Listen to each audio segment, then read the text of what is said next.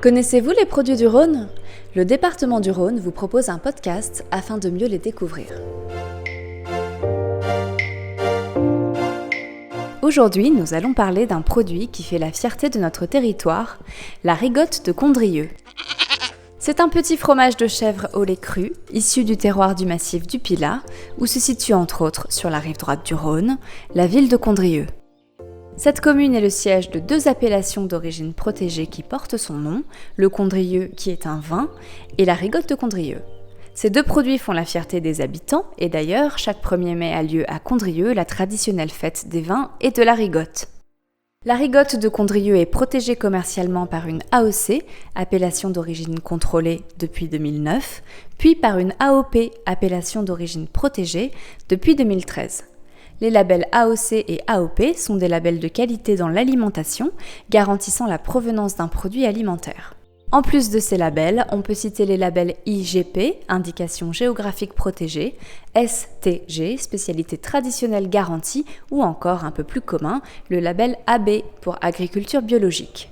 Le label AOP est en fait la même chose que le label AOC, mais avec une portée européenne, puisque le nom du produit est protégé dans d'autres pays que la France. La France compte actuellement 46 fromages AOP, mais il existe aussi d'autres produits, la châtaigne d'Ardèche, le miel des sapins des Vosges ou encore le piment d'Espelette. Mais revenons à nos moutons, ou plutôt à nos chèvres. Alors sachez que toutes les chèvres ne peuvent pas produire de la rigotte de Condrieu. Il existe en effet un cahier des charges précis sur les races admises en tant que chèvre à rigotte de Condrieu, où 3 races sont répertoriées. La chèvre saanen, dont la robe principale est blanche, la chèvre alpine, qui ressemble à un petit chamois, et la chèvre du Massif central, qui est plus trapue et à poils longs. Actuellement, on compte 19 éleveurs producteurs, dont 2 en bio, pour en tout 2813 chèvres qui produisent 908 000 litres de lait par an, afin d'obtenir 80 tonnes de rigotte de Condrieu. On peut aussi se demander d'où vient le nom de rigotte. Eh bien, il vient des mots de patois auvergnat ou franco-provençal, rigot ou encore rigole, qui désignaient les petits ruisseaux qui dévalent les pentes du massif du Pilat. Il existe un savoir-faire bien précis depuis le 19e siècle concernant le processus de fabrication de ce fromage. Il y a bien sûr la traite des chèvres pour obtenir le lait, la matière première de la rigotte. Ce lait doit être cru, entier et ne subir aucun traitement. Le lait cru est plus riche en microflore lactique, ce qui approfondira le goût du produit. Après la traite vient le caillage lactique où le lait est mélangé à une faible quantité de présure, un enzyme naturel. C'est l'étape de l'emprésurage qui intervient dans un délai de 24 heures après la traite ou la réception du lait.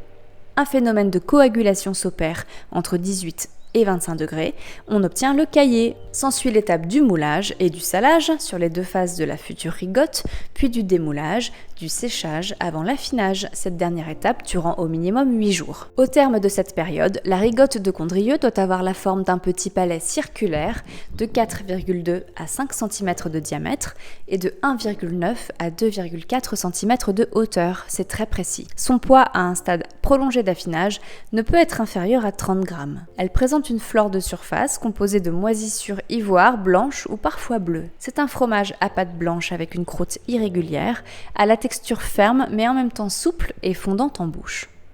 À la dégustation, on lui trouve des arômes de noisettes, de sous-bois, de champignons ou de beurre. Alors comment la reconnaître sur les étals de vos marchés ? C'est tout simple car elle possède le logo AOP, rouge et jaune, le terme rigotte de Condrieu en gros, avec une silhouette de chèvre et une grappe de raisin. Pour la déguster, la rigotte de Condrieu se savoure aussi bien sur une baguette traditionnelle qu'un pain viennois ou aux fruits. Côté recette, on a l'embarras du choix pour cuisiner ce petit fromage, par exemple en agrément de fines tagliatelles, en farce dans des tomates, en clafoutis, en omelette, en soufflé, en brochette et même en soupe. Certains en font même de la raclette. Internet regorge de recettes plus goûtues les unes que les autres, alors soyez créatifs et à vos fourneaux. La rigotte de Condrieu n'attend que vous.